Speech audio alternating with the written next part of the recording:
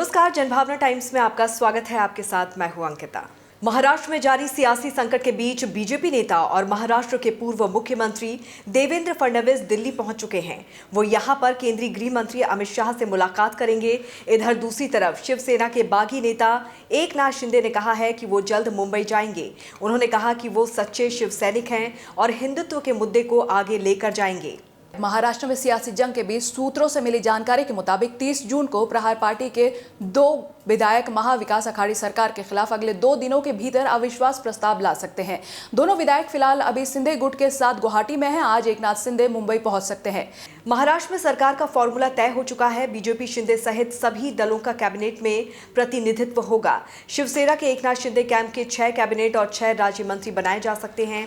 Deputy CM के साथ भारी भरकम मंत्रालय दिया जाएगा, जबकि बीजेपी के 18 कैबिनेट मंत्री होंगे और तकरीबन 10 राज्य मंत्री बनाए जाएंगे। शुरुआत में 4 मंत्री पद रिक्त रखे जाएंगे। प्रवर्तन निदेशालय ने शिवसेना सांसद संजय राउत को दूसरा समन भेजा है। उन्हें पात्र चौल भूमि घोटाले मामले में 1 जुलाई को ईडी के सामने पेश होने के लिए कहा गया। ईडी ने उन्हें 1 जुलाई की सुबह 11 बजे बुलाया है। संजय राउत को मामले से जुड़े हुए महत्वपूर्ण दस्तावेज भी लाने के लिए कहा गया। इससे पहले सोमवार को भी ईडी ने राउत को तलब किया था। प्रधानमंत्री नरेंद्र मोदी G7 में हिस्सा लेने के बाद आज संयुक्त अरब अमीरात के दौरे के लिए म्यूनिख से रवाना हो गए हैं। यहां वो राष्ट्रपति शेख मोहम्मद बिन जायद अल नाहयान से मुलाकात करेंगे। पीएम मोदी का ये संक्षिप्त दौरा होगा। इसके साथ ही वो यूएई में पूर्व राष्ट्रपति शेख खलीफा बिन जायद अल नाहयान के निधन पर शोक व्यक्त करेंगे। यूएई भारत का तीसरा सबसे बड़ा व्यापारिक साझेदार है।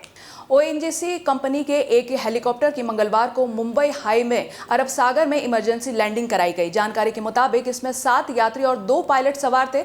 सूचना मिलने पर मौके पर पहुंची राहत बचाव कार्य की टीम ने 5 लोगों को सुरक्षित बचा लिया। वहीं आगे का ऑपरेशन जारी है। अब तक ये साफ नहीं हो पाया कि हेलीकॉप्टर की इमरजेंसी लैंडिंग क्यों हुई। असम में बाढ़ के चलते 21,52,000 से ज्यादा लोग प्रभावित हो चुके हैं। हालांकि फिलहाल 1-2 दिन से बाढ़ की स्थिति में सुधार देखने को मिला है। असम राज्य आपदा प्रबंधन प्राधिकरण के मुताबिक रविवार को बारपेटा, कछार, दरांग, करीमगंज समेत मोरीगांव के अलग अलग जगहों पर 5 लोगों की डूबने से मौत हो गई।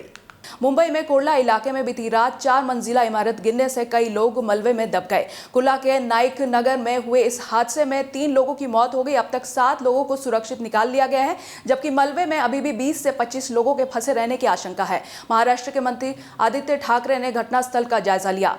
महाराष्ट्र के सांगली जिले में 20 जून को एक ही परिवार के 9 लोगों के शव मिले थे। ये मौत महसाल गांव में 2 भाइयों के परिवार में हुई थी। शुरुआती जांच में पता चला था कि परिवार कर्ज में डूबा था और इसीलिए आत्महत्या की आशंका जताई गई थी। पुलिस जांच में आई जानकारी के मुताबिक परिवार को एक तांत्रिक और उसके ड्राइवर ने जहर देकर मारा था। पुलिस ने दोनों को गिरफ्तार कर लिया है।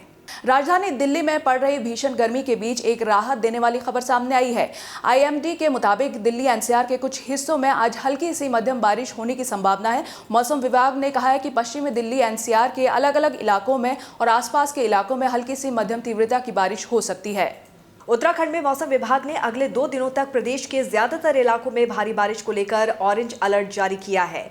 इस दौरान पर्वतीय इलाकों में भूस्खलन और नदी नालों में उफान पर आने की चेतावनी जारी की गई है। देहरादून, नैनीताल, चंपावत और पौड़ी में गरज के साथ भारी वर्षा की आशंका जताई गई है। अमेरिका के टेक्सास में एक दिल दहला देने वाला घटना सामने आया है। एक ट्रक में कम से कम 47 लाशें मिली हैं, जिसमें हड़कंप मच गया है। बताया जा रहा है कि ये लाशें प्रवासी मजदूरों की है। घटना अमेरिका के टेक्सास के बाहरी इलाके की है। ट्रक में मौजूद 16 लोगों को गंभीर हालत में अस्पताल पहुंचाया गया है। मीडिया रिपोर्ट के मुताबिक टेक्सास के सैन एंटोनिया के दक्षिण पश्चिम की ओर रेलवे ट्रैक के पास वीरान सड़क पर मिली। रूस और यूक्रेन के बीच जारी जंग को 3 महीने से ज्यादा का समय बीत चुका है। 24 फरवरी 2022 को शुरू हुई ये जंग खत्म होने का नाम नहीं ले रही है। रूस ने यूक्रेन को एक और एयर स्ट्राइक से दहला कर रख दिया।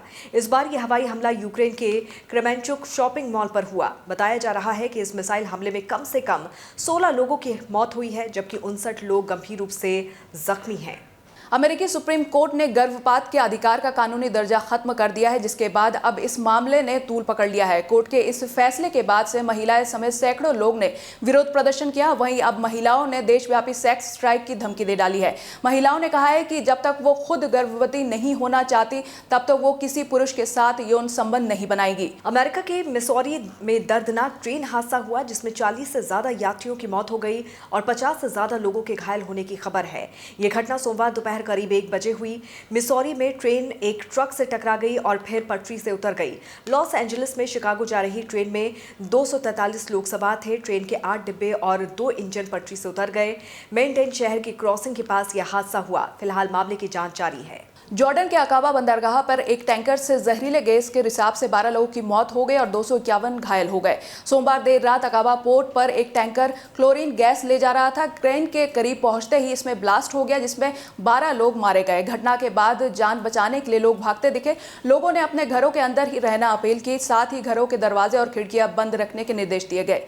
पाकिस्तानी कट्टरपंथी यूरोप के रास्ते इजराइल में घुसने की साजिश रच रहे थे। इटली की खुफिया एजेंसी ने इसका खुलासा किया है। इटली की पोर्ट सिटी जेनुआ से 12 पाकिस्तानी नागरिकों को गिरफ्तार किया गया है। इनसे किसी सीक्रेट लोकेशन पर पूछताछ की जा रही है। गिरफ्तार किए गए सभी लोग गैरकानूनी तरीके से यूरोप पहुंचे थे। एक टेस्ट, 3 वनडे और 3 T20 मैचों की सीरीज के लिए भारतीय टीम इन दिनों इंग्लैंड के दौरे पर है। 5 मैचों की सीरीज का आखिरी टेस्ट 1 जुलाई से शुरू होगा। भारतीय क्रिकेट कंट्रोल बोर्ड अगले 48 घंटों में वनडे और T20 टीम का ऐलान कर सकता है। भारतीय कप्तान रोहित शर्मा अभी कोरोना पॉजिटिव है। उनकी जगह मयंक अग्रवाल को टीम में शामिल किया गया। इंग्लैंड और दक्षिण अफ्रीका के बीच अगस्त में 3 टेस्ट मैचों की सीरीज खेली जानी है। इस सीरीज के लिए इंग्लैंड के तेज गेंदबाज ओली रॉबिन्सन की टीम में वापसी होनी तय मानी जा रही है। इसके साथ ही तेज गेंदबाज क्रिस वॉक्स भी जल्द ही इंग्लैंड की टीम में वापसी कर सकते हैं। 28 साल के रॉबिन्सन वेस्ट इंडीज के खिलाफ 3 टेस्ट मैचों की सीरीज में चोट के कारण मैच से बाहर हो गए थे। सोमवार की तेजी के बाद शेयर बाजार में मंगलवार को मामूली बढ़त देखने को मिली है। आज के कारोबार के बाद सेंसेक्स, निफ्टी दोनों इंडेक्स हरे निशान में बंद हुए। आज के कारोबार के बाद सेंसेक्स 16.17 अंकों की तेजी यानी 0.03% की बढ़त के साथ 53,177.45 के लेवल पर बंद हुआ। इसके अलावा निफ्टी इंडेक्स 18.15 अंक यानी 0.11% की मामूली बढ़त के साथ 15,850.20 के लेवल पर बंद हुए। डॉन 3 में शाहरुख और महानायक अमिताभ बच्चन आ सकते हैं एक साथ नजर। दोनों मेगा स्टार्स के बाद कोई तीसरा भी है जो इस फिल्म से जुड़ना चाहता है। पॉर्न स्टार कैटरा लस्ट इस सुपरहिट फ्रेंचाइजी में काम करने के लिए इंटरेस्टेड हैं। कैटरा किंग खान की फैन हैं। Stand up comedian Kapil Sharma इन दिनों 1 महीने के कनाडा और यूएस ट्रिप पर गए हैं। कपिल ने इंस्टा पर वैंकूवर कॉन्सर्ट का एक वीडियो शेयर किया है, जिसके बाद मांगी पत्नी से माफी।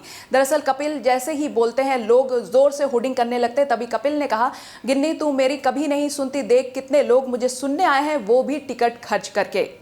अमिताभ और आमिर खान की हुई एक्सीडेंटल मीटिंग, जिससे दोनों हुए बेहद खुश। अमिताभ बोलते हैं, मैं बस निकलने वाला था, मेरी कार विंडो पर किसी ने दस्तक दी और वो आमिर खान थे। गौश।